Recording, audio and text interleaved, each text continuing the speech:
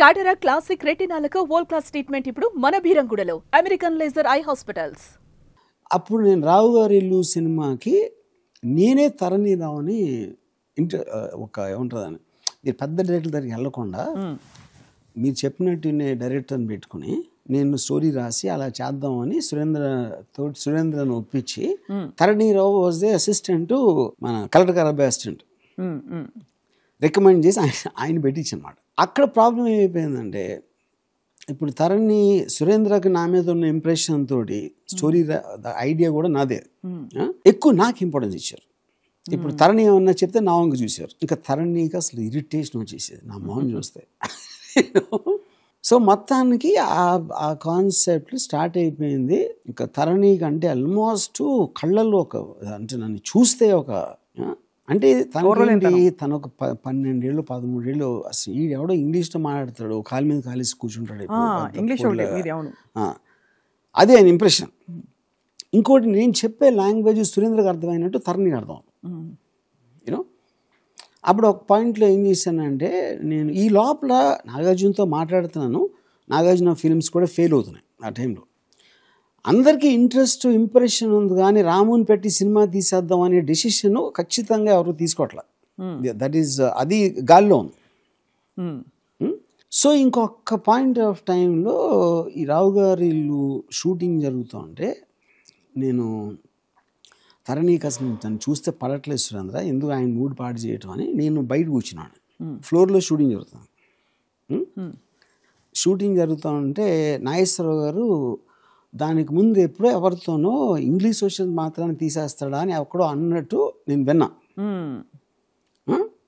అంటే ఇప్పుడు ఆ కాలంలో 14 ఏళ్ళు 20 ఏళ్ళు పనిచేస్తే కానీ అసిస్టెంట్ డైరెక్టర్ అవటం అనేది జరగదు అసలు. అవును, కరెక్ట్ అవ్వదు.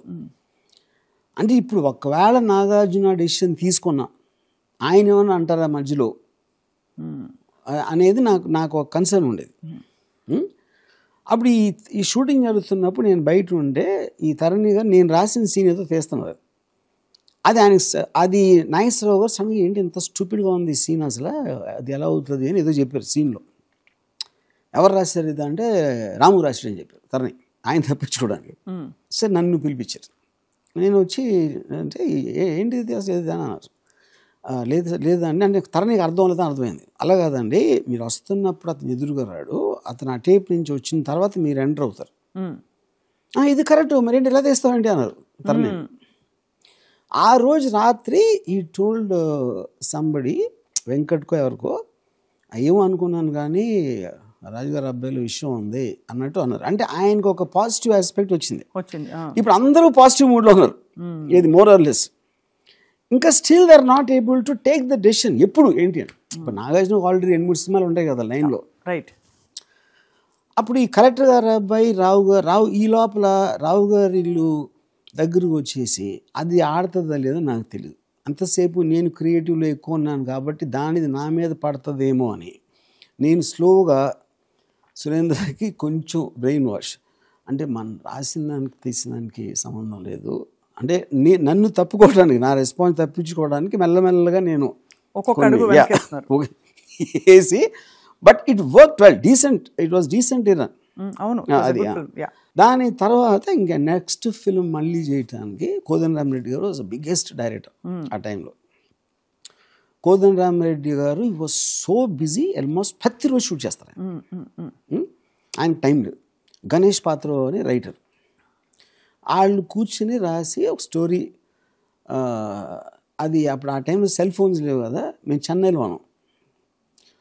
నాగేశ్వరరావు గారు స్టోరీ చెప్పాలని వాళ్ళకి టైం లేదు కాబట్టి నన్ను పంపించారు చంద్ర.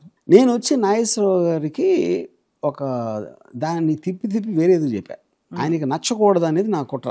ఓహో యా, అది చెప్తే ఏంటి అసలు ఎలా ఉంది అది ఇది ఏదో అన్నారు నాగేశ్వరరావు గారు. అంటే నేను వెళ్ళి మళ్ళీ సురేంద్రకి కోదండరామిరెడ్డి గారికి నాగేశ్వరరావు గారు ఇలా అన్నారు, ఇలా అయితే కథ లేదు అంటే ఈయనకి చెప్పింది వాళ్ళకి తెలీదు, వాళ్ళకి చెప్పింది ఈయనకి తెలియదు. ఇది ఇప్పుడు ఇద్దరు వేరే చోట ఉన్నారు కాబట్టి వాళ్ళు కలిసి మాట్లాడుకోరనే ఉద్దేశం ఒకటి. తర్వాత కోదండరామిరెడ్డి గారు కూడా ఆయన అంత కథ అంతా ఇనేసి అర్థం అంటే అంత బిజీలో ఎక్కడ గుర్తుంటుంది వాళ్ళకి ఏ స్టోరీలో ఏం పెట్టారు ఏంటి అని రోజుకి ఆయన 10 కథలు అనొచ్చు ఆ టైంలో సీన్లో అనొచ్చు. ఆ ఛాన్స్ తీసుకుని ఈ లోపల ఎప్పుడైతే కోదండరామిరెడ్డి గారు ఈ స్టోరీ లేదంటే సడన్గా స్టోరీ లేదు, డేట్స్ వచ్చేస్తున్నాయి.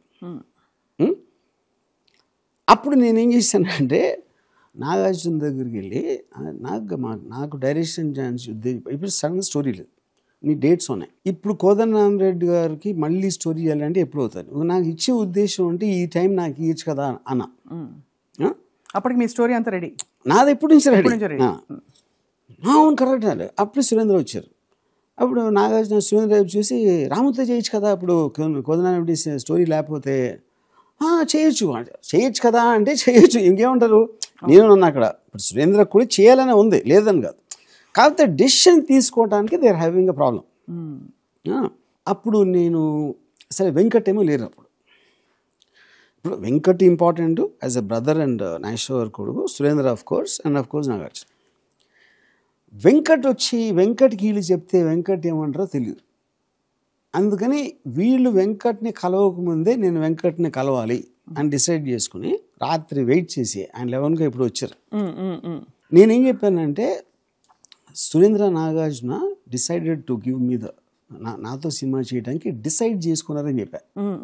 ఇప్పుడు Venkat has no issue with me, point అది కాదు, అర్థమైంది.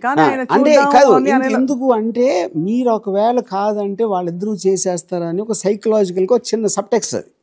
Because he knows they both are impress with me, అది పాయింట్ కాదు అక్కడ.